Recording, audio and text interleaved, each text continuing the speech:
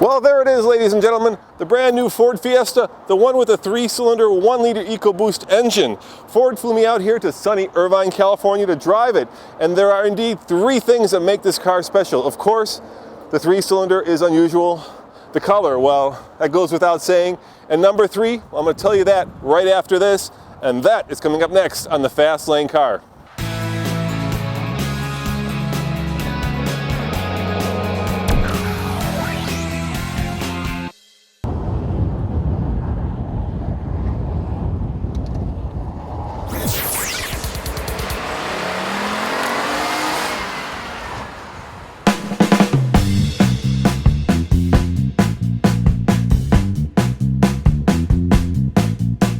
So here's what I think makes this car so special. Check this out. Yes, do you remember what that is? It's a manual transmission. In this case, a 5-speed manual. At a time when even Porsche is moving away from manual transmission, Ford has the cojones to roll out a small car with a 3-cylinder turbocharged engine that's only available in a 5-speed manual. And in my book, that is way cool and way fun.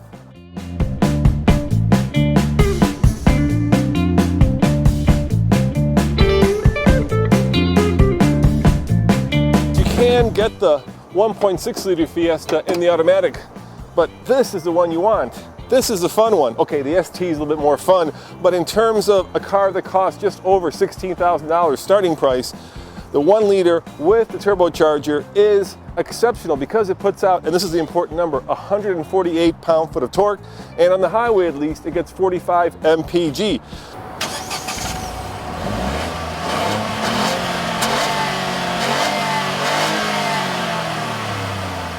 Ford calls this engine tiny but mighty. So the question is it tiny but mighty?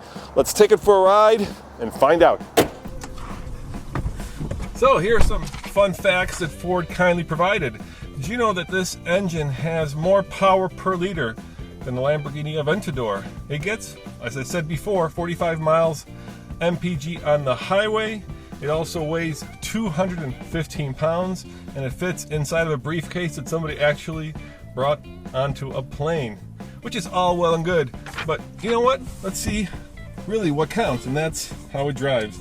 So let's start this guy up.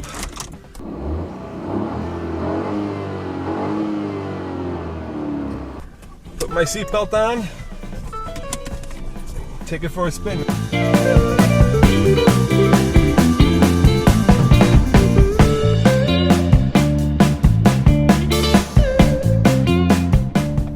Alright, there are a few minor niggles that I found driving this car in Irvine.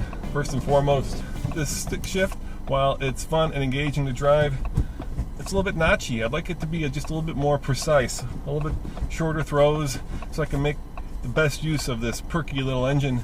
Europeans have had 3 cylinders for a long time, but here in America it's very unusual, and one of the reasons I guess is because obviously we've always had big cars, so 3 cylinders weren't powerful enough. The other issue with 3 cylinders is balancing them. How did you solve that problem? So it doesn't shake, it doesn't vibrate the car. So I think what you are going to see in the industry is a lot more 3 cylinders coming through because of the great fuel efficiency, and now with the EcoBoost technology you can also get the performance. But on the balancing, so typically in a 3-cylinder there is an outer balance which would rock the engine and could go through to the customer. Typically that's counteracted by a balance shaft. We didn't want to put a balance shaft in because that's more weight, it's more friction, it's cost to the customer.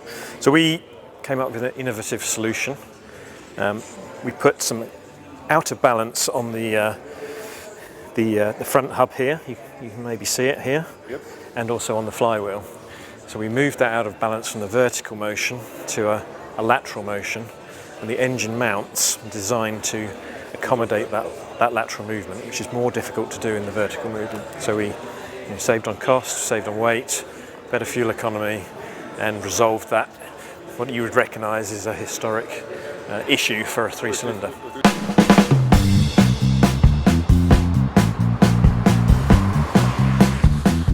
I've got a little bit of a straightaway here, right by the Ford headquarters, so let's see just how feisty and perky this is. All right, that's accelerating full on, 0 to 30, and there's 30. So 60, that's your best guess, but we'll have to wait till we get to Colorado to give it a full TFL car test. I guess I'm wondering, with such a perky and fun and engaging car, why you'd want to get the 1.6 liter. I know why you'd want to get the Fiesta ST, because of course that is the hot rod of the bunch. But if it were my money, I'd certainly go for this little turbo, because 45 MPG on the highway is a very good number. And let's face it, there's just something cool and fun about small little cars with small little engines that have turbos about the size of a quarter. Really, that's about the size of this turbo. It's about the size of a quarter. Inside the Fiesta, it's sort of a mixed bag. Some of the materials are elegant and expensive, while some are rather inexpensive. The central console is a little bit fussy for my taste, but it's also somewhat funky in a yuppie sort of European way. No, I am not going to get in. I'll leave that to Nathan. But once upon a time, cars in this segment were small little people movers. You know, the Fit, the Yaris, these were all urban little cars. The Fiesta, on the other hand, is grown. It's very, very roomy. In fact, the seats fold down. You can easily get 2 golf bags in here. And if you got the hatchback, well, that's even more useful, because you could fit, well, anything you buy at IKEA into the back, especially if it's something European and small. But very roomy indeed.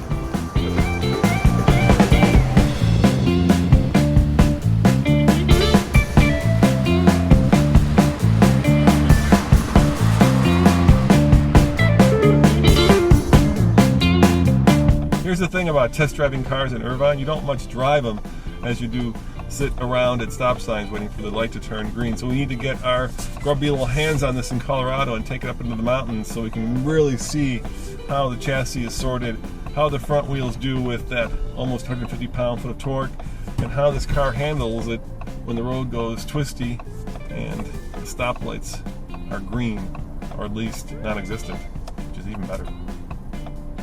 Come on! Good God. Oh, you people in California, how do you put up with this? Yes, I know, we have snow in Colorado and we have snowstorms, yada, yada, yada. But my God, I've been sitting at this light now for a minute. Finally, there it goes. Jeepers creepers. No wonder this is such a car culture. You spend so much time just sitting at stoplights, you have to do everything in your car. Are there drive-through haircut places here?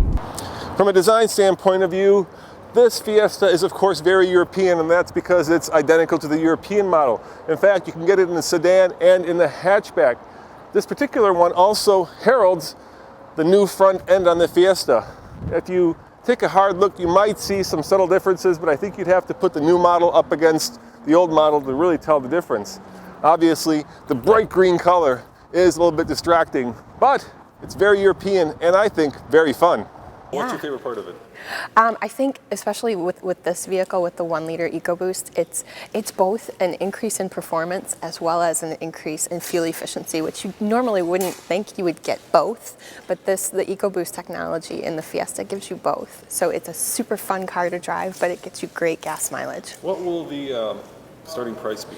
So for this model, equipped is $16,740. So for less than $17,000, you can get 45 miles per gallon. And when will it be available, or is it available? It's available now So in dealers. You can go test drive one if you're interested. Absolutely.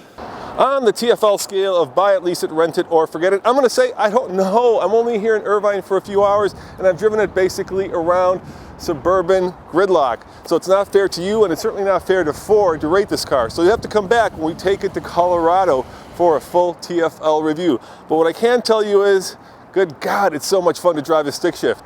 You have so much more control and it's so much more engaging. So as always, this is Roman reporting for the Fast Lane Car. Thanks for watching, and check out tflcar.com for more news, views, and reviews. Ciao.